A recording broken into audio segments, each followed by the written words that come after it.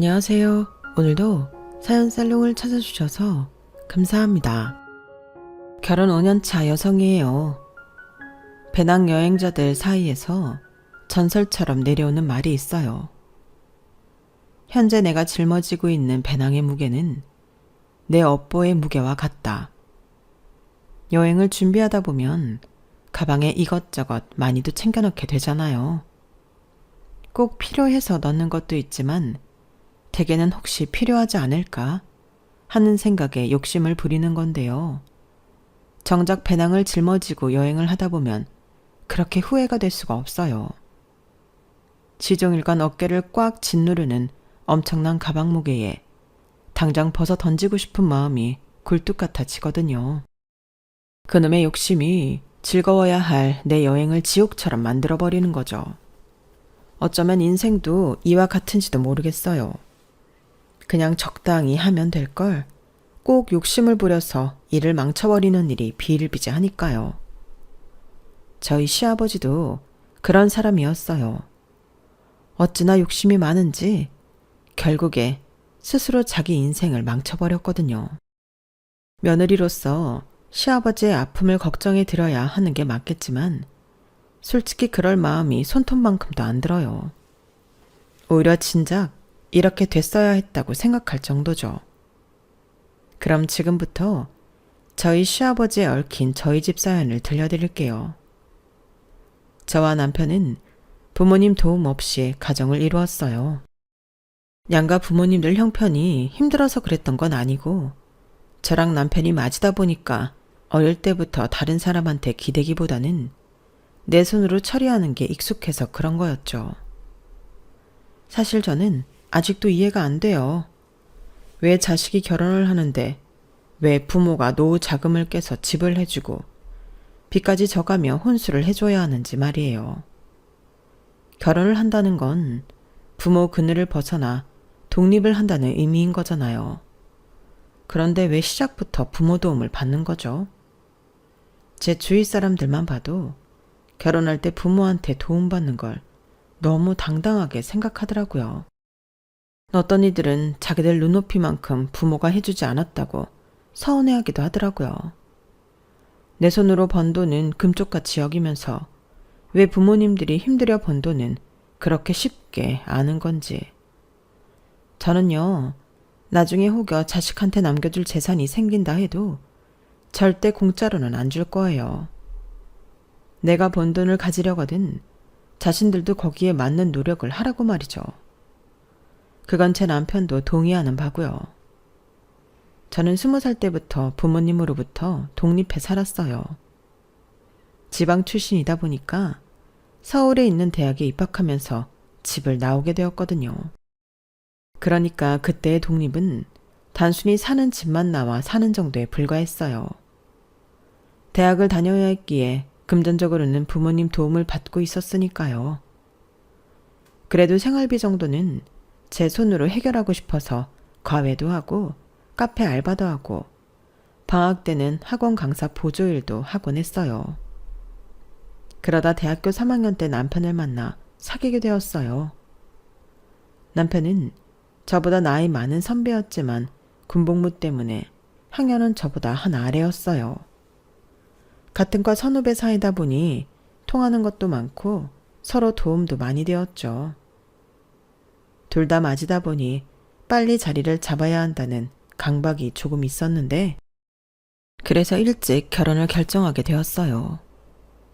자리를 잡고 결혼할 준비가 됐을 때 하는 것도 좋지만 둘이 함께 시작하면 조금 더 빨리 자리를 잡을 수 있지 않을까 생각했거든요. 당연히 양가 부모님들은 반대를 하셨죠. 아직 대학 졸업도 안 했는데 결혼이라니 성급한 결정이 아니냐고요. 그래서 둘 중 하나라도 먼저 취직을 하면 바로 결혼을 하기로 했어요. 그렇게 4개월쯤 지나 저는 졸업을 앞두고 취업에 성공했어요. 결혼식은 남편이 졸업을 하면 올리기로 하고 먼저 혼인신고부터 했어요. 이렇게 혼인신고는 서두른 데는 그만한 이유가 있었어요. 첫 번째 이유는 그 무렵 시부모님이 지인으로부터 펜션을 헐값에 인수받아 펜션 사업을 시작하게 되셨는데 지역이 서울 근교가 아니라 남해 쪽이었어요. 시동생은 군복무 중이라서 상관없었지만 남편은 서울에 있는 대학에 다니고 있었기 때문에 갑자기 살 곳을 구해야 했죠. 어차피 이렇게 된 거 따로 집을 구할 거 없이 혼인신고하고 제 원룸에서 함께 살기로 한 거예요. 그리고 두 번째 이유는 외벌이 부부로 임대주택을 신청할 생각이었어요. 소득 제한이 월 300만 원 정도여서 둘 다 직장 생활을 할 경우 신청조차 할 수 없으니까요. 혼인신고를 하고 처음 몇 달은 제가 살고 있던 원룸에서 신혼을 시작했고 이후 임대주택에 당첨이 된 후에는 저렴한 가격의 투룸 주택에서 살 수 있었어요. 남들이 결혼을 할 때 신혼집 마련에 큰 돈을 쓰는 것과 달리 우리 부부는 저렴하게 신혼집 마련을 한 셈이었죠. 제가 살던 월세 원룸을 정부 도움을 받아 투룸으로 바꾼 거니까요. 저희 부부한테는 참 만족스러운 선택이었는데 저희 엄마가 보시기에는 안 그랬나 봐요. 예, 아무리 그래도 그렇지 신혼집을 임대주택에서 시작하는 건 너무하잖니. 우리도 그렇고 너희 시댁도 그렇고 형편이 어려운 것도 아닌데 왜 그렇게 궁상을 떨어? 집은 처음에 마련해두면 평생 불려가며 살 수 있는 초기 자본이야. 그거 없이 임대주택에서 살다가 갑자기 나가게 되면 그땐 어쩌려고 그래? 보증금도 원룸 정도밖에 안 들어가 있는데 그때 돼서 어떻게 전세금을 마련하겠냐고. 우리가 반은 대줄 테니까 시댁에 반 대달라고 해봐. 아파트가 어려우면 전세 빌라라도 들어가라고. 엄마, 서울 집값이 한두 푼인 줄 알아? 빌라 전세도 3, 4억이 기본이야. 그 큰 돈을 왜 부모님한테 부담을 줘? 요즘은 평생 직장이란 개념이 없어서 우리 아빠도 언제 퇴직하게 될지 몰라. 그런데 나한테 목돈 빼서 해주면 정윤이랑 대윤이 대학 등록금은 어떻게 하려고? 걔들 결혼할 땐 또 어떻게 할 거냐고. 자식이 나만 있는 게 아니잖아. 암튼 나랑 그이는 부모님 도움 안 받고 살기로 했으니까 집 문제는 더 이상 신경 쓰지 마. 우리가 알아서 할게. 제 밑으로 대학생과 고등학생 동생이 각각 하나씩 있는 처지라 부모님한테 부담이 되기 싫었어요. 자식 셋한테 이래저래 돈을 뜯기고 나면 부모님이 정작 일을 할 수 없는 상태가 됐을 때 돈 때문에 궁핍한 삶을 살게 될 게 뻔하잖아요. 평생을 열심히 살아왔는데 인생 한번 제대로 못 누리고 말년까지 돈 걱정에 비참한 삶을 살게 된다면 얼마나 억울해요. 대학까지 보내놨으면 부모로서 할 책임을 다한 거라고 생각해요. 이후 자식의 삶은 스스로 개척하는 게 맞다고 보고요. 그래서 저도 제 남편도 살면서 돈 문제가 생겼을 때 부모님께 손 벌릴 생각은 절대 하지 않았어요. 임대주택에 살면서 원룸에 살 때보다도 월세도 적게 나가고 방 2개에 거실까지 있어서 삶의 질은 훨씬 높아졌어요. 할 수만 있다면 이 집에서 오래 살고 싶었죠. 하지만 남편이 대학을 졸업하고 취업을 하게 되면서 저희는 임대주택을 나가게 되었어요. 총 소득이 높아져서 어쩔 수 없는 상황이었죠. 그동안 외벌이로 결혼 생활을 하다 보니 모아둔 돈도 없고 해서 결국 다시 원룸으로 돌아가야 하나 고민을 했어요. 하지만 죽으라는 법은 없다고 그때 기적처럼 길이 열렸지 뭐예요. 행복주택에 당첨이 된 거예요. 물론 현재 우리 수중에 있는 돈으로는 보증금이 턱없이 부족했지만 직장인의 장점이 뭔가요? 대출이 상대적으로 수월하다는 거 아니겠어요? 주거래 은행에 가서 상담을 받아보니 남편네 회사가 좋아서 그런가 남편 앞으로 대출을 받는 게 금액도 많이 나오고 이자도 훨씬 좋더라고요. 그래서 남편 앞으로 대출을 받아 3룸짜리 신축 아파트로 들어가게 되었어요. 최대 10년까지 거주를 할 수가 있어서 10년 동안은 집 걱정을 안 하게 된 거죠. 은행에서 대출을 받기는 했지만 행복주택 보증금이 그리 높지 않아서 대출금 이자 부담은 별로 없었어요. 가진 거 없이 원룸 하나로 시작했던 결혼 생활이 2년 조금 넘은 시점에 3룸짜리 신축 아파트 생활로 변하다니 정말 기적에 가까운 일 아닌가요?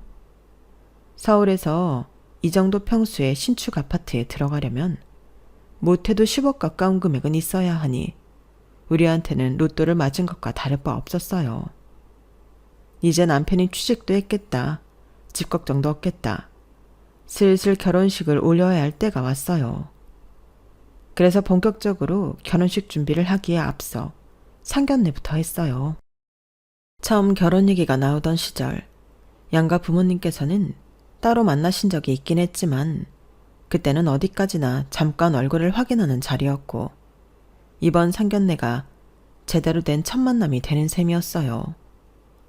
우리가 혼인신고를 먼저 하는 바람에 순서가 뒤바뀌어서 좀 어수선하게 됐지만요.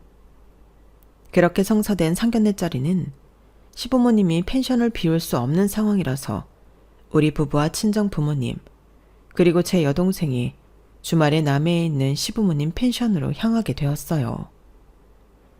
제 친정이 포항이라서 저희 부모님이 서울로 올라오시는 것보다 남해로 가시는 게 편하다고 하셔서 그러기로 한 거였죠. 남동생은 군복무 중이라서 참석하지 못했고 부산에서 대학을 다니는 여동생만 참석하기로 했고요. 시아버지는 기왕 이렇게 된 거 펜션에서 하루 머물다 가라고 하시더라고요. 우리가 그냥 보내기 미안해서 그래. 온 김에 하루 푹 쉬다 가면 좋잖니. 여기 경치가 얼마나 좋은지 모른다. 가만히 있자. 그럼 방을 몇 개 준비해야 되나? 너희 부부가 하나 쓰고 사돈 내외가 하나, 사돈 처녀가 하나, 총 3개 준비하면 되겠지? 어머 아버님, 그러실 거 뭐 있어요. 제 여동생은 부모님이랑 같이 쓰면 돼요. 그냥 2개만 준비해 주세요. 에이, 다 큰 처녀를 어떻게 부모님이랑 같이 방을 쓰게 해. 마침 빈 방도 많으니까 그런 걱정 말아라. 그럼 방 3개 준비하는 걸로 알고 있겠다. 그때까지만 해도 저는 아버님의 이 말을 별뜻 없이 받아들였어요. 그런데 펜션에서 하룻밤을 지내고 다음날 오전 펜션을 나서려는데 아버님이 그러시더라고요. 아가, 숙박비는 누구한테 받으면 되냐? 원래는 주말이라 추가 요금이 붙는데 사돈끼리 야박하게 그럴 수야 있나? 그냥 평일 금액만 받으마. 너희랑 사돈 처녀가 쓴 방은 스탠다드 룸이니까 하루에 9만 원씩 해서 18만 원. 그리고 사돈 내외가 쓴 방은 독채라서 1일 34만 원이니까 총 52만 원이구나. 현금으로 하면 50만 원에 해주고 카드로 하면 수수료가 있어서 DC는 어렵겠구나. 그래, 뭘로 하겠니? 현금이 낫지? 순간 제가 잘못 들은 줄 알았어요. 아니, 우리가 누구 때문에 먼 길을 달려 남해까지 온 건데요. 그래놓고 가족들한테 장사를 하려 들어요? 아니 아버님, 그런 게 어딨어요. 처음부터 숙박비를 받겠다고 하셨으면 저희가 여기서 잘 일은 없었죠. 제 친정까지 3시간 거리인데 저희 부모님이 뭐하러 사돈댁에서 주무셨겠어요?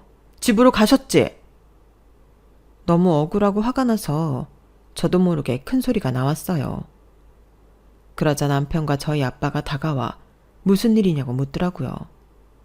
그래서 아버님이 숙박비를 내라고 했다 말했더니 남편이 한숨을 푹 쉬고는 화를 참으며 말했어요. 아버지, 왜 그러세요? 장인어른이랑 장모님이 달래 여기까지 오셨어요? 아버지가 펜션 때문에 자리를 못 비운다고 하셔서 그런 거잖아요. 그래놓고 장사를 하려 드시면 어떡해요? 그건 그거고 숙박을 하면 집에 와서 잠을 잤으면 돈을 내는 건 당연한 거 아니냐? 내가 과한 걸 요구하는 게 아니잖니. 게다가 주말 요금도 아니고 평일 요금으로 받겠다는데 나도 이 정도면 많이 배려한 거다. 안 그렇습니까, 사돈?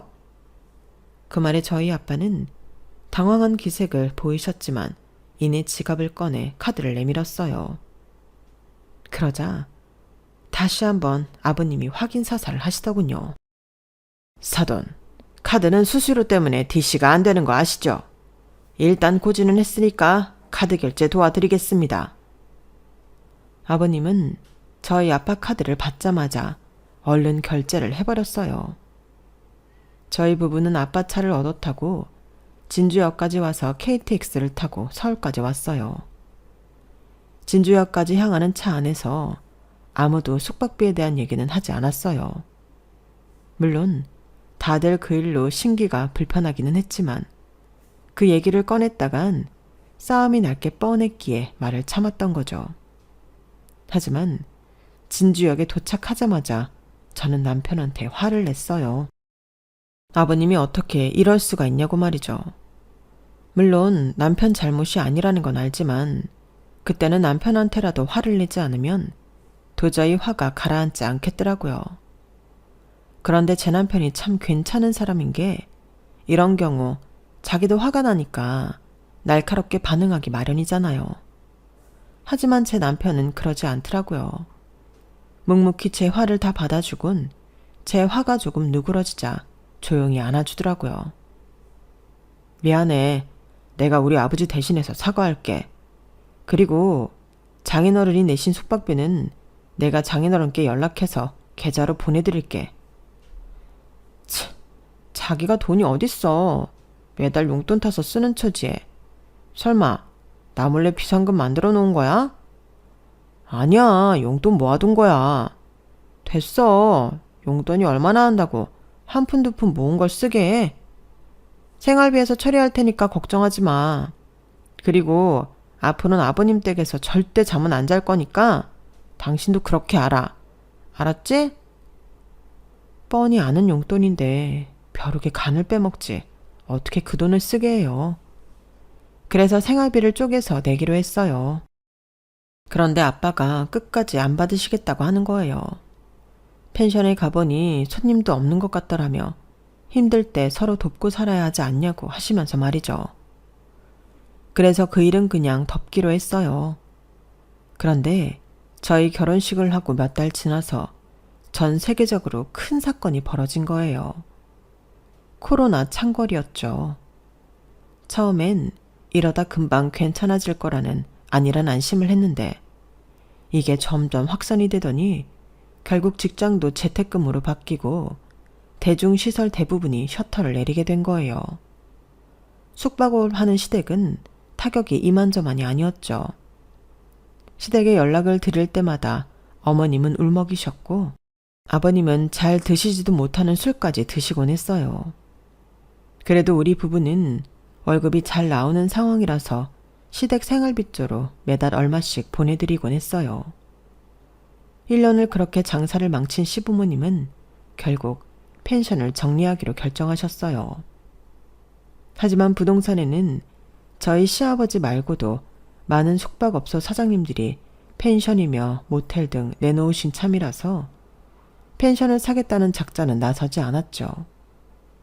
기약 없이 펜션 문을 열고 손님을 기다리는 시부모님은 제가 봐도 너무 안쓰러웠어요.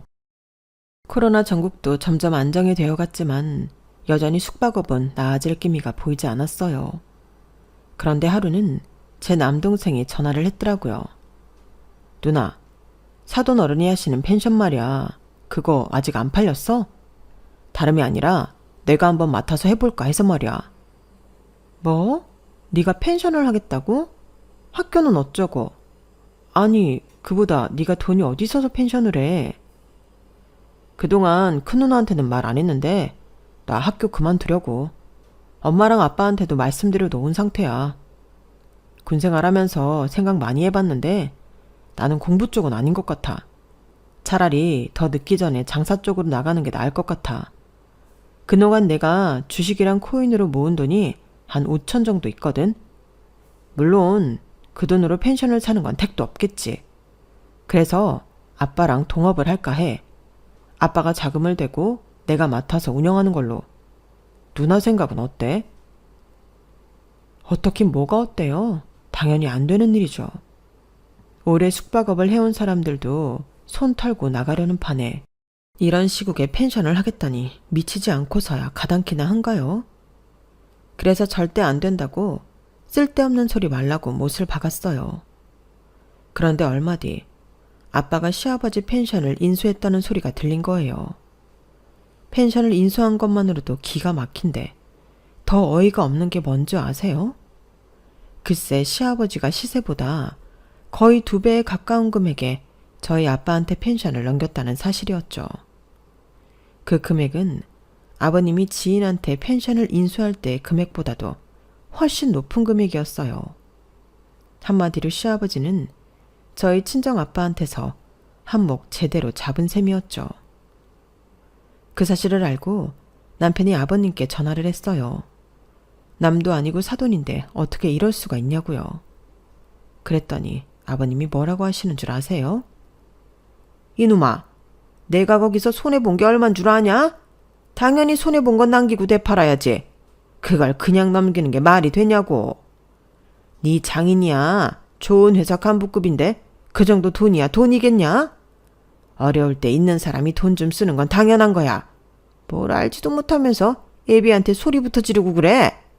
앞으로 펜션 문제로 떠들 거면 전화하지 마라. 나는 돈 돌려줄 생각 없으니까 그렇게 하려고. 정말 뻔뻔해도 정도가 있지. 이건 사기꾼이나 다를 바가 하나도 없었어요. 모르긴 해도 남도 이러진 않을 거예요. 코로나로 손해본 걸 왜 제 부모님한테 보상을 받아요? 정말 화가 나서 미치겠더라고요. 그건 저희 엄마도 마찬가지였어요. 그래서 내가 부동산의 시세를 알아보고 계약을 하라고 그렇게 말했건만 네 아버지가 고집을 부리지 뭐냐. 설마 사돈이 비싸게 팔아먹겠냐면서.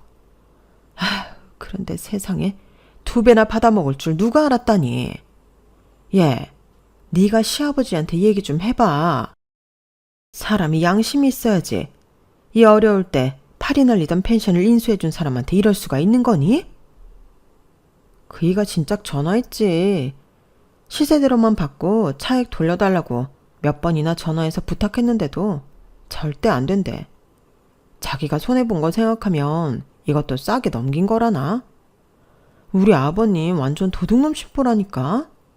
그러게 아빠랑 대훈이는 무슨 일을 그렇게 처리해? 열받아서 정말. 아무리 가족이라고는 해도 돈 문제로 빈정이 상하고 나니까 명절이고 시부모님 생신이고 찾아뵙기도 싫었어요. 그래서 남편만 시댁에 보냈죠.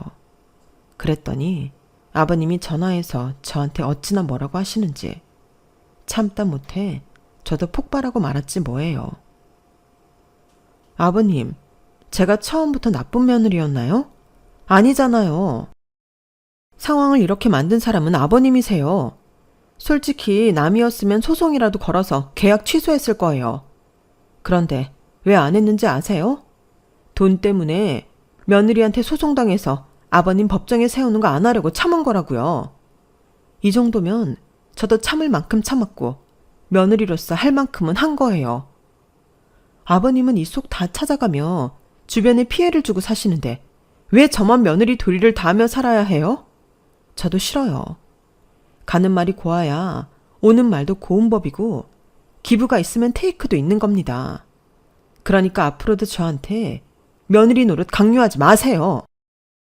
하도 성질이 나서 할 말만 하고 전화를 끊어버렸어요. 이후 몇 번이나 아버님 번호로 전화가 왔지만 안 받았어요. 저희 집에서 호의를 베풀어주니까 아주 우릴 호구로 취급하는데 뭐하러 시부모 대접을 해줘요. 물론 이런 일이 있을 때마다 중간에 껴서 소갈이하는 남편이 불쌍하기는 하지만 어쩌겠어요. 그런데 그러던 어느 날이었어요. 어머님이 연락도 없이 저희 회사로 찾아오셨더라고요. 평소 어머님께는 악감정이 없었지만 초록은 동색이란 생각에 어머님의 방문도 달갑진 않더라고요. 그런데 네 시아버지가 너희 친정에 못할 짓 한 거 안다. 변명 같지만 나도 그러지 말라고 수도 없이 말렸다. 이제 와서 이런 말 한다고 무슨 소용이겠냐만 그래도 사과는 해야 할 것 같아서 찾아왔어. 너무 늦은 감이 있지만 아무 준비 없이 말만 사과한다고 뭐가 달라지겠니? 이거 준비하느라 생각보다 시간이 많이 걸렸지 뭐니. 이거 받아라. 어머님이 내민 종이봉투에는 5만 원권 현금 다발이 들어있었어요. 좋기 수천만 원은 돼 보이더라고요. 내가 마련할 수 있는 돈이 이것밖에 없구나. 그래도 염치불구하고 가져온 거니까 받아주렴. 사돈네외 찾아뵙고 직접 전해드리는 게 맞겠지만 면목이 없기도 하고 내가 찾아가면 불편하실 것 같아서 너한테 주는 거야. 나 대신 친정부모님께 대신 전해다오. 죄송하다고 전해드리고. 어머님, 이게 무슨 돈이에요? 아버님이 주셨을 리는 없고 혹시 어디서 대출이라도 받으신 거예요? 아니다. 그런 거 아니야. 예전에 친정아버지 돌아가실 때 농지를 좀 받은 게 있었어. 영 안 오를 것 같더니 그래도 세월이 흘렀다고 가격이 꽤 되더라고. 그거 판돈이야. 네 계좌로 보내면 편할 일인데 네가 통 전화를 안 받으니 별 수 없이 현금으로 들고 왔다. 이거 들고 전철 타고 여기까지 오는데 어찌나 다리가 후들거리던지. 평생 이렇게 큰 돈을 만져봤어야 말이지. 너도 이거 들고 회사로 가지 말고 당장 은행에 넣어라. 그날 어머님이 건네주신 돈은 4,300만 원이었어요. 욕심 많고 이기적인 아버님이랑 사시면서 평소 반찬값도 그때그때 아버님한테 타서 쓰시는 어머님을 알기에 돈 봉투를 봤는데 주저하게 되더라고요. 그런 제 마음을 눈치채셨는지 어머님은 불이 나게 자리를 뜨셨어요. 어머님께 받은 돈은 회사로 가는 길에 아빠 계좌로 이체를 했어요. 그랬더니 아빠가 전화를 하셨더라고요. 돈을 보낸 사정을 들으시더니 낮게 탄식을 하시곤 시어머니께 돌려주라고 하셨어요. 아빠, 그냥 받으세요. 손해본 게 얼만데 그래요. 물론 어머님이 그런 건 아니지만 그렇다고 무관하다고 할 수도 없는 거잖아요. 아빠가 평생 모은 돈인데 그냥 날리긴 아깝기도 하고요. 그랬더니 아빠가 피식 웃으시면서 그러시는 거예요. 내가 그간 말은 안 했다만 실은 펜션 말이다. 대훈이가 수완이 좋은 건지 운때가 좋았는지 모르겠다만 요즘 펜션이 엄청 잘 돼서 녀석이 아주 돈을 쓸어 담고 있어. 매달 내 통장으로 보내는 수익금도 내 월급의 몇 배는 된다니까.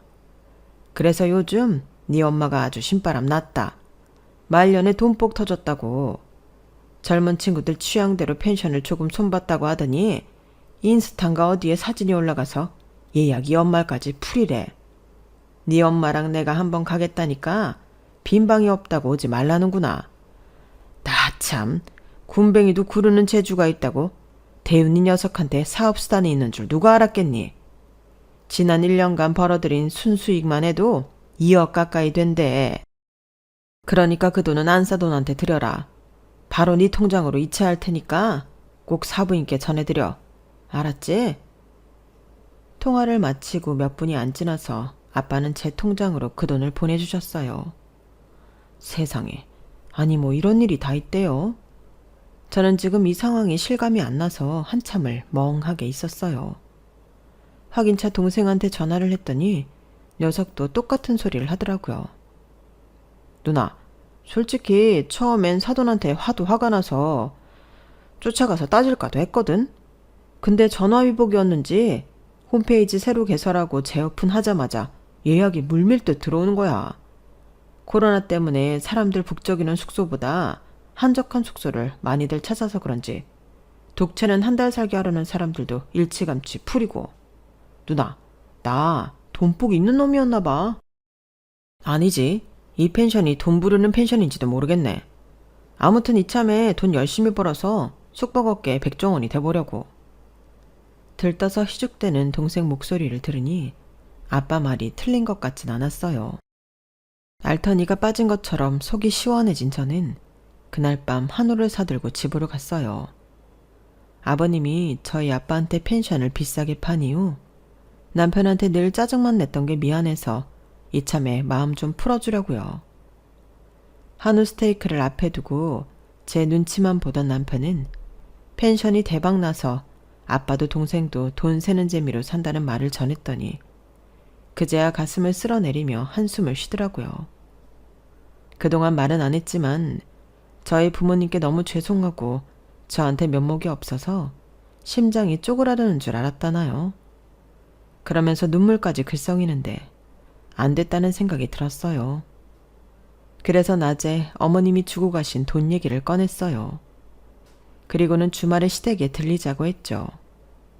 생각 같아선 어머니만 살짝 불러서 따로 식사 대접을 할까 했지만 펜션 일도 잘 풀린 마당에 통 크게 용서하자 싶어서 시댁으로 가기로 한 거예요. 오랜만에 시댁에 갔더니 아버님은 제게 눈길 한번 안 주시더라고요. 저도 인사만 하고는 어머님하고만 대화를 했어요. 펜션이 잘 돼서 저희 부모님이랑 동생도 더는 원망 안 한다고 전했더니 어머님이 엄청 기뻐하시더라고요. 그리고는 아버님 모르게 어머님 계좌로 돈 보내드릴 테니 계좌번호를 알려달라고 했어요. 그랬더니 어머님은 한사코 안 받으시겠다고 거절을 하시고는 나중에 돈 필요해지면 말하겠다고 일단 가지고 있으라고 하더군요. 그런데 이게 또 신의 한 수가 된 거예요. 그게 무슨 소리냐고요? 펜션이 잘 된다는 소리를 들은 시아버지가 얼마 뒤 제 친정으로 저희 아빠를 찾아간 거예요. 이유는 하나였어요. 펜션을 다시 되팔라는 거였죠. 그런데 더 웃긴 게 뭔지 아세요? 딱 시세만큼만 돈을 내겠다고 하더래요. 그러자 저희 엄마가 그 소리를 듣고는 화가 나서 한 소리 하셨어요. 그걸 말이라고 하는 겁니까? 아니, 사람이 양심이 있어야지. 우리한테 2배 가까이 풀려서 팔아놓곤 판금액의 반값에 내사겠다고요? 아유, 이게 무슨 도둑놈 심보입니까? 사돈은 우리가 호구로 보입니까? 안사돈, 말이 좀 지나치십니다. 호구라뇨. 사람을 뭘로 보고 그런 소리를? 그리고 말입니다. 사람 말은 끝까지 들어야 오해가 없는 법이에요. 그러니까 내 얘기 끊지 마시고 끝까지 잘 들어보세요. 내가 바깥사돈한테 그만큼의 돈을 받은 건 펜션 가격 외에 권리금을 얹었기 때문입니다. 조그마한 구멍가게를 팔 때도 다들 권리금은 받고 팔지 않습니까? 권리금은 파는 사람의 뜻에 따라 많이 받을 수도 있고 적게 받을 수도 있는 겁니다. 그러니까 내가 마치 사돈한테 사기를 친 것처럼 말씀하지 마세요. 그러면 제가 너무 섭섭합니다. 하는 말 하나하나마다 사람 복장 터지게 하는 재주가 있는 아버님 때문에 저희 엄마는 주먹으로 가슴을 팍팍 치시며 숨만 몰아쉬었어요. 그런데도 아버님은 멈추지 않고 펜션을 되팔라는 압박을 해대셨죠. 그러자 그때까지 점잖게 계시던 저희 아빠가 서랍에서 수첩을 꺼내셨어요. 그리고는 이렇게 말씀하셨죠. 아무리 사돈지간이라고 해도 이 정도로 몰상식하게 나오는 사람한테 끝까지 예의를 지킬 이유는 없을 것 같습니다. 이보세요, 사돈. 세상 사람들이 사돈만큼 머리가 좋지 않아서 사돈한테 속아주는 게 아닙니다. 사돈의 얕은 장깨에 속아주는 건 어쩌면 인정일 수도 있고 동정일 수도 있어요. 그런데 그걸 이용하려고 만들면 상대도 어쩔 수 없는 겁니다. 안 그래도 사돈한테 얘기를 해야 하나 고민을 했는데 그럴 필요가 없어졌네요. 웃돈을 붙잡한 게 권리금이라고 주장하시니 어쩔 도리가 없겠습니다만 이건 어떻게 생각하십니까? 아빠는 수첩 안에 들어있던 몇 장의 사진을 건넸어요. 그건 생활 쓰레기와 공사 후 남은 폐자재를 실어 나르는 트럭 사진이었어요. 이게 뭔지 아십니까? 우리가 펜션을 인수한 뒤 뒷마당에서 나온 쓰레기입니다. 수풀이 우거져서 일찍 발견하지 못했는데 그 안에 이렇게 많은 쓰레기들이 들어있더군요. 온갖 벌레들과 모기, 구더기까지 득실거려서 이걸 치우고 복구하는 데 든 돈만 수천만 원이 들어갔어요. 변호사 일하는 친구놈한테 물었더니 이건 전주인한테 소송을 통해 배상받을 수 있다고 하더군요. 이참에 나는 배상을 받아야겠습니다. 아, 그리고 펜션은 팔 생각이 없습니다. 이런 헐값에 팔아야 할 이유도 없고요. 그러니까 되도 않는 소리 마시고 쓰레기 치운 값이나 내놓으시죠. 그러자 시아버지는 누나를 굴리며 뱀 혓바닥같이 혀를 날름거리며 횡설수설을 해댔고 듣다 못한 저희 아빠는 시아버지를 집에서 내쫓으셨어요. 그리고 얼마 뒤 아빠는 변호사 친구분을 통해 시아버지한테 소송을 걸었어요.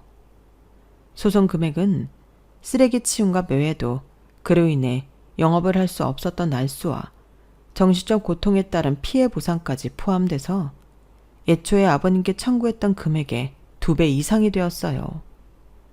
빼도 박도 못하는 증거 앞에 시아버지는 이번에도 꼼수를 부리려 소송을 취하하고 대화로 협상하자고 했지만 아빠는 그대로 소송을 진행하셨어요. 결국 시아버지는 소송에도 져서 꼼짝없이 돈을 토해내게 되었죠. 그런데 이게 왜 어머님의 돈이 신의 한 수가 된 것과 상관이 있냐 궁금하시죠?